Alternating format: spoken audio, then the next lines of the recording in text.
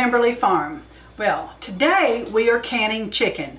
This past weekend we processed all of our meat chickens, Cornish cross, and we put the leg quarters, bagged them up and put them in the freezer.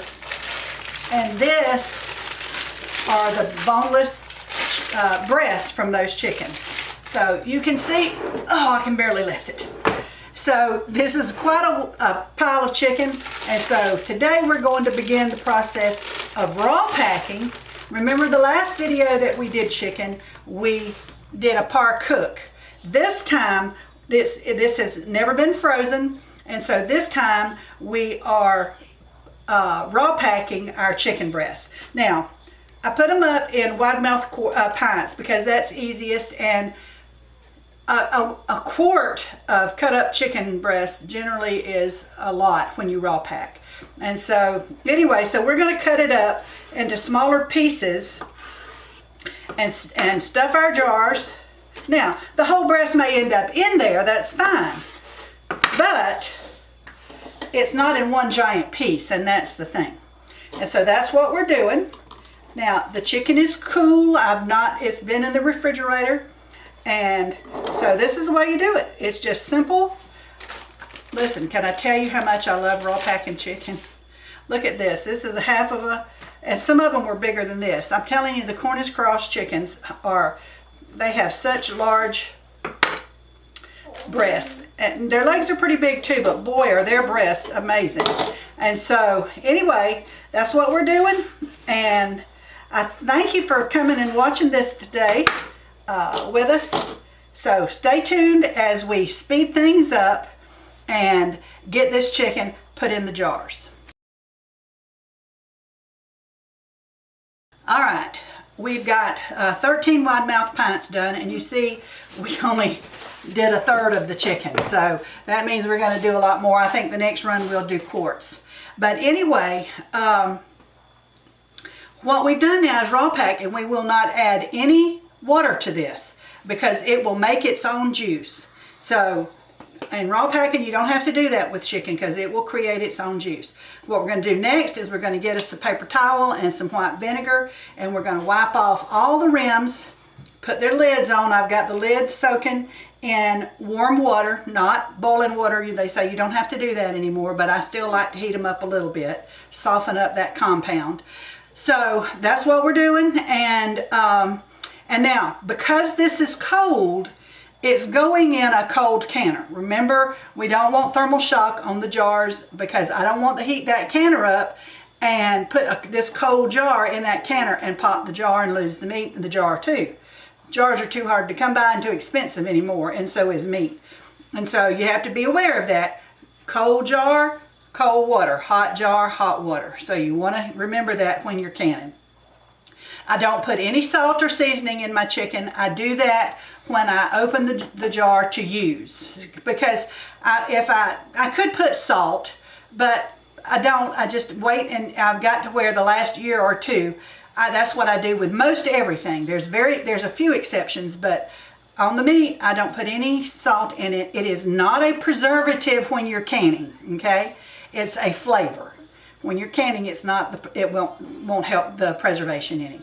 All right, so that's what we're going to do. I'm going to get our little bowl of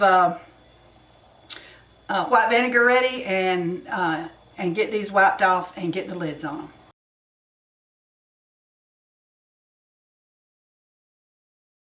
All right, we've got all of our, I think there's 16 or 17 now, I've lost count. Because I had the wide mouth pints take up more room because of their straightness than they're just different. Anyway, I can fit more small mouth pints in there than I can wide mouths. And all but 2 of them are wide mouths. And so, because I had a couple of extra regular mouths over here and I had to use them. So, what we're going to do is turn on the heat and put the lid on it. Now, you'll notice I said that I don't use the big one in here because of the cabinet overhead. However, the cabinet is far enough back, or the stove sits far enough out on that big eye that we can use it. And besides that, it's raining outside. And so, and the wind's blowing, and that just is a recipe for disaster for canning when you do it outside.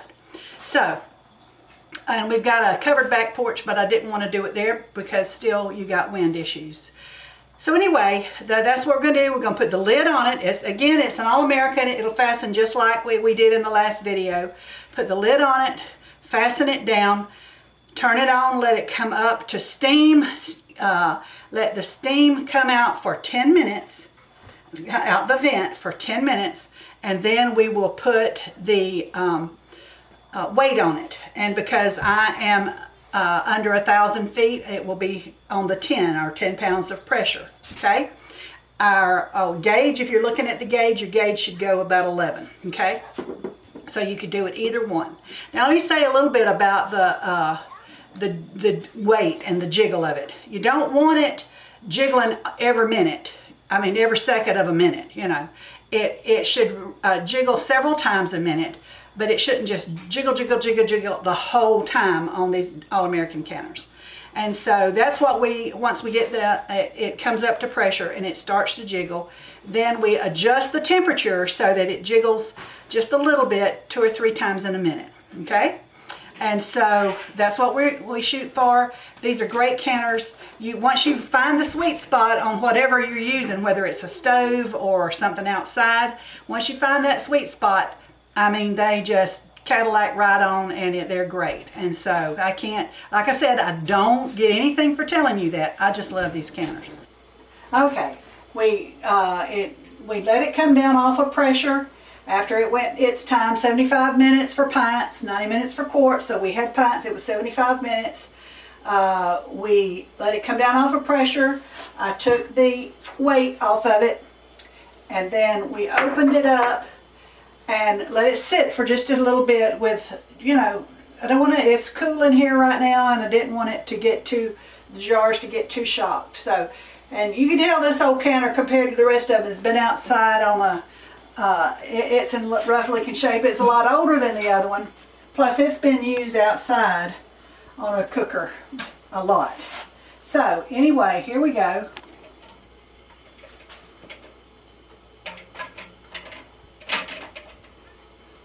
Look at this. All right, now.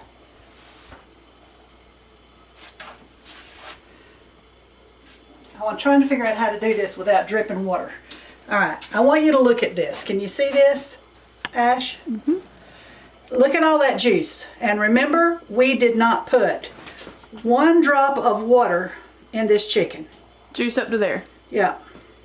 We did not put 1 drop of water in this chicken. Okay? It's amazing. When you raw pack chicken, it's amazing. All right, I'm gonna start getting the rest of them out. We're putting them over here. But raw packed chicken is wonderful. Same thing. Can you see? Now it's still boiling, and so it'll come down just a little bit. The level of the liquid will settle a little bit. But that's amazing. Is that not beautiful chicken, guys? That's beautiful chicken.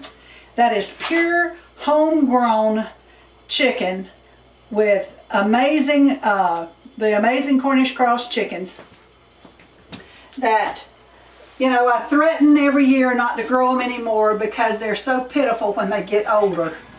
You know, because they're a terminal breed. They're not somebody that you want to, they're not going to reproduce. Okay? But it's great. This is beautiful. We love it. We love canning the chicken breast like this.